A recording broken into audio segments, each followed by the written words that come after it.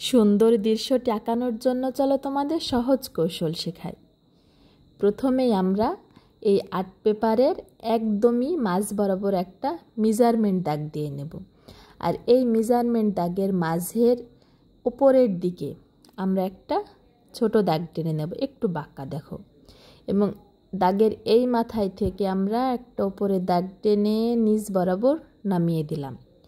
এরপরে এই মাথায় থেকে আবারও একটা উপরের দিকে দাগ টেনে নিচ বরাবর নামিয়ে দিলাম। দুটো পাহাড় আমাদের এই দুটো। এরপরে আমরা একটা বোতলের মুখ দিয়ে একটা বৃত্ত এঁকে দেব। এই বৃত্তটাই হলো আমাদের সূর্য, দুই পাহাড়ের মাঝখানে সূর্য। এবং এই সূর্যর একটা দাগ ছোট এবং একটা দাগ বড়, এভাবে সূর্যের রশ্মিটা এঁকে নিলাম। এরপরে এইখান থেকে একটু বাঁকা করে আমরা দাগ টানলাম, এপাশ থেকে একটু বাঁকা করে দাগটা টানলাম। এটা মূলত আমাদের ঝর্ণা। এরপরে দেখো এখান থেকে পাহাড়ের মাঝ বরাবর নিচে আমরা একটা এম এঁকে নেব, ইংরেজি লেটার এম, বড় হাতের এম। তবে এমটা খেয়াল করো যে আমি একটা এমের মাথাটা বড় করেছি এবং একটা ছোট করেছি। এবং এপাশেও আমি সেমভাবে আরও একটা এম করে দেব, এম করে নেব, তবে দুটো মাথা ছোট বড়। এরপরে এই ছোট মাথায় থেকে আমি একটা সোজা দাগ টানবো এবং নিচে নামিয়ে দেব, দুই দাগ মিলিয়ে দেব। এরপরে বড় মাথায় থেকে আবার একটা সোজা দাগ টেনে এই যে মাঝ বরাবর লাগিয়ে দিলাম। এখানে একই নিয়ম, ছোট মাথায় থেকে একটা সোজা দাগ টানবো, এরপরে নিচ বরাবর বাঁকা করে দাগ টানবো এবং দুই দাগ মিলিয়ে দেব।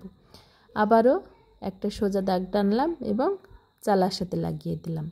এই দাগটাকে ডাবল করে দেব, এই দাগটাকেও ডাবল করে দেব। এরপর এই দাগটাকেও ডাবল করব, এই দাগটাকেও ডাবল করব।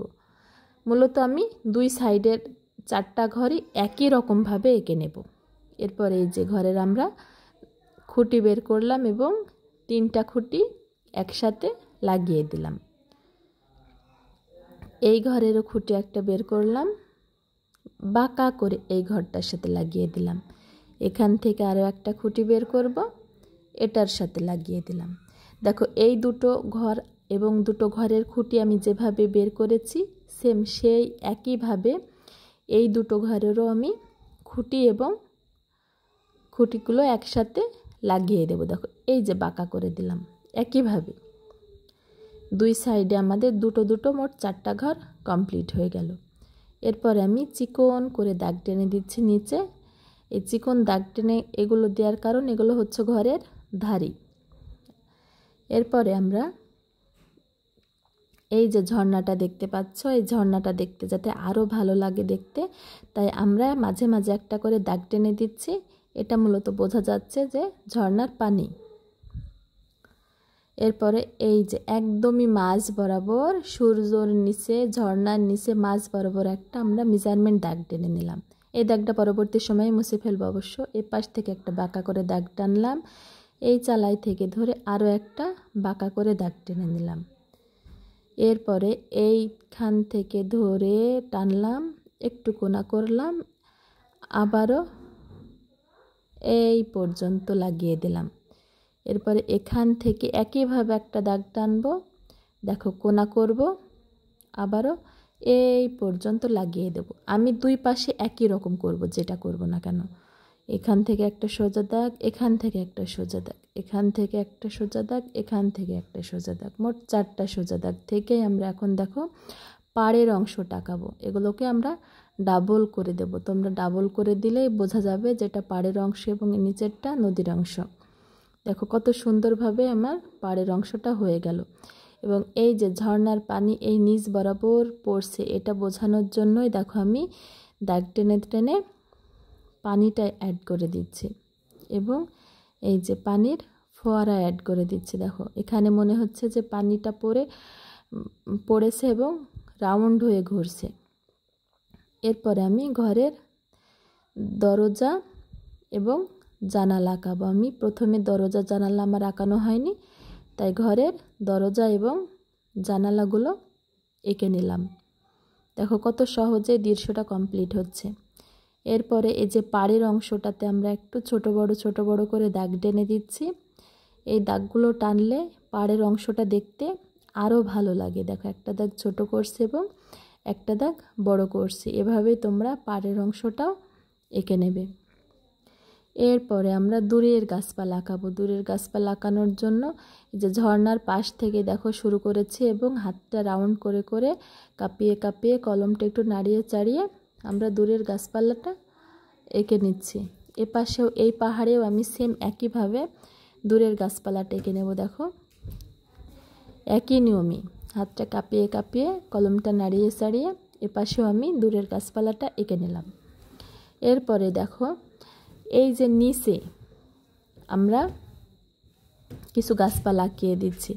এই গাছপালাগুলো দূরের গাছপালাটা আমরা যেভাবে আঁকালাম সেম সেভাবে এই নিচেও আমরা গাছটা এঁকে নেব। এরপরে আমরা আকাশে মোট পাখি এঁকে দেব। দেখো দুটো পাখি এঁকে দেব। দেখতেই পারলে আমরা কি সুন্দর করে 4টা পাখি এঁকে দিলাম। এবং প্রথমে আমরা যে মেজারমেন্ট দাগটা দিয়েছিলাম সেই দাগটাকে দেখো আমরা হাইলাইট করে দেব, মানে গাঢ় করে দেব।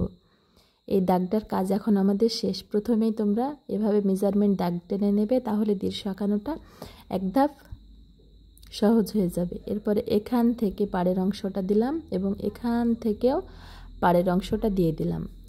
এরপরে এই যে ঝর্ণার পানিটা যেখানে পড়ে সেখানে দেখবে পানিগুলো রাউন্ড হয়ে ঘোরে, তাই এখানে আমি রাউন্ড করে করে কিছু পানি এঁকে দিলাম। এরপরে দূরের পানিগুলো আমি সোজাই আঁকলাম। দেখো তোমরা পানিগুলো আঁকানো দেখো, তাহলে শিখতে পারবে অনেক কিছু। যে পানিটা দেখো আমি বাঁকিয়ে এই নিচ পানি নিয়ে আসছি, আমি আর সমান রাখছি না, এই যে নিচের সাইডে নিয়ে চলে আসছি পানিগুলো। এর কারণ যাতে বোঝা যায় যে ওপর থেকে পানিটা নিচে এসে পড়ছে, একটা ইলিউশন তৈরি হয়।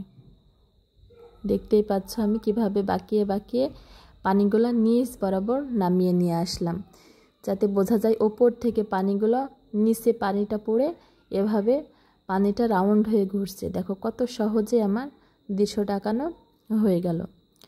এরপরে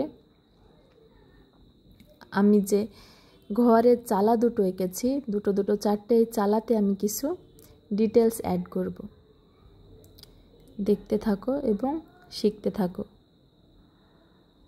তোমরা এখনও যারা আমার চ্যানেলটাকে সাবস্ক্রাইব করোনি প্লিজ সাবস্ক্রাইব করে দিও।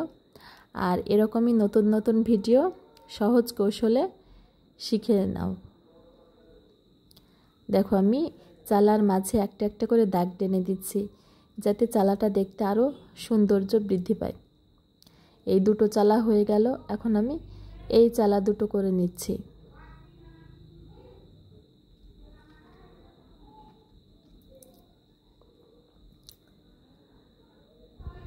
তো কেমন হয়েছে আমার দৃশ্যটা অবশ্যই জানাতে ভুলবে না, কমেন্ট করে জানিয়ে দিও কেমন হয়েছে। আমি দৃশ্যটা যদি রং করা ভিডিওটা তোমাদের দেখাতাম তাহলে আমার এই ভিডিওটা অনেক লং হয়ে যেত, তাই আমি সরাসরি রং করেই দেখিয়েছি।